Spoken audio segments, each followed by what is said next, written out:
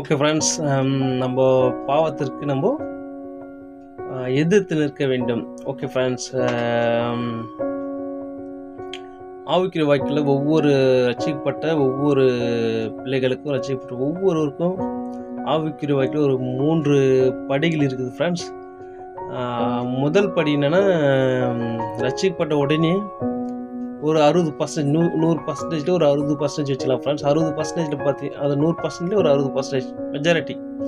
இதுதான் ஆரம்ப ஸ்டேஜ், முதல் ஸ்டெப், முதல் படி. இதில் பார்த்தீங்கன்னா மனதளவு, அதாவது உள்ளத்துலேயும் ஆசைப்படுவாங்க, உடல்லையும் ஆசைப்படுவாங்க. அது எப்படின்னா, உள்ளமும் பாவம் செய்யும், உடலும் பாவம் செய்யும். இன்னும் 2 அவுட், ரெண்டுத்துலேயும் பாவம் செய்வாங்க. இது ஒரு 60% ஃப்ரெண்ட்ஸ். அவங்களுக்கு இச்சை அடக்கமே இருக்காது. உள்ளத்தில் பல ஆசைகள், பல இச்சைகள், அது நிறைய கட்டையெல்லாம் போடுவோம் ஃப்ரெண்ட்ஸ். எல்லாம் நிறைய ஆசைகள், இச்சைகள் இருக்கும். உள்ளத்துலேயும் பாவம் செய்வாங்க, உடல்லையும் போயிட்டு என்ன பண்ணுவாங்க, பாவம் செய்வாங்க ஃப்ரெண்ட்ஸ். இது ஒரு 60% ஃப்ரெண்ட்ஸ். இது ஃபஸ்ட்டு கேட்டகரி ஆவிக்குரிய வாழ்க்கையில் முதல் படி. அடுத்து ரெண்டாவது ஸ்டேஜ் பார்த்தீங்கன்னா, ரெண்டாவது படி எப்படின்னா, உள்ளத்தில் பாவம் செய்வாங்க, ஆனால் உடலில் பாவம் செய்ய மாட்டாங்க. அதாவது அவுட்டரில் கிடையாது, இன்னரில் பாவம் செய்வாங்க. பல இச்சைகள், பல ஆசைகள் போடுவாங்க. ஆனால் சூழ்நிலை விதமாக, இல்லை மனைவியோ, கணவனோ, இல்லை பிள்ளைகளோ, இல்லை பெற்றோரோ, இல்லை சூழ்நிலையோ, இல்லை வேலை ஸ்தலங்களிலோ என்ன பண்ணுவாங்க, அவங்க பார்த்தீங்கன்னா உடலில் பாவம் செய்ய மாட்டாங்க. பயப்படுவாங்க, பயம் கூட இருக்கும். உடலில் பாவம் செய்ய மாட்டாங்க, ஆனால் என்ன பண்ணுவாங்க, உள்ளத்தில் பல ஆசைகள், பல இச்சைகள், பல ஆசைப்படுவாங்க ஃப்ரெண்ட்ஸ். உங்களுக்கு புரியும் நினைக்கிறேன். எல்லா விஷயமும் புரியும் ஃப்ரெண்ட்ஸ். புரியும் நான் நம்புகிறேன். நான் அந்த ஸ்டேஜில் கடந்து தான் வந்திருக்கு ஃப்ரெண்ட்ஸ்.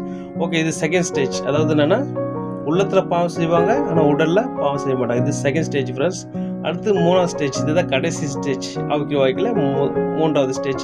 இது பார்த்தீங்கன்னா, இது ஒரு 10% வச்சுக்கலாம் ஃப்ரெண்ட்ஸ். அதாவது ஃபஸ்ட்டுக்கு 60%, ரெண்டாவதுக்கு ஒரு 30%, மூணாவதுக்கு ஒரு 10%. இந்த 10% எப்படின்னா ஃப்ரெண்ட்ஸ், உடல்லையும் பாவம் செய்ய மாட்டாங்க, உள்ளத்துலேயும் பாவம் செய்ய மாட்டாங்க. அதாவது என்னென்னா, ஒரு கபடற்ற ஒரு குழந்தைகளை போல மனசு மாறிடும் ஃப்ரெண்ட்ஸ். அதாவது எப்படின்னா,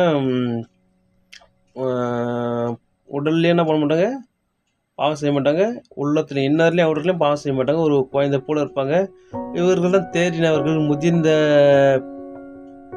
பிள்ளைகள்.